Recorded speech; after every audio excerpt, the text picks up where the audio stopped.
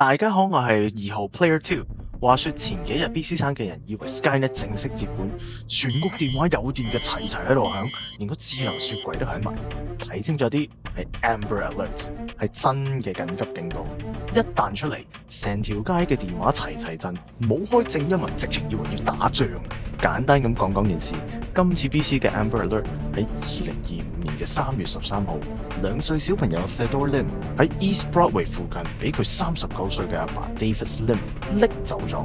重點係冇拎埋佢部呼吸機零件，即係點啊？細路有病冇咗個 ventilator， 咪可能隨時出事咯。警方知道之後覺得大鑊啦，即刻發出 Amber Alert， 成個 BC 變晒。行街食飯做瑜伽嘅人，部電話齊齊震，個個拎住手機四圍望，覺得自己係007啊！咁到底 Amber Alert 係乜嘢嚟呢？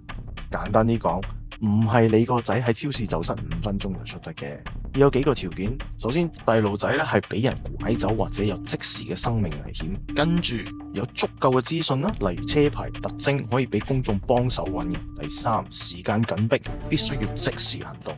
今次嘅 BC 事件，警方效率非常高，2個鐘後，晏晝1點40分揾翻個小朋友，平安無事。Amber Alert 正式解除，全城人齊齊鬆一口氣啊！咁問題嚟啦，好多人收到 Amber Alert 都會覺得好煩。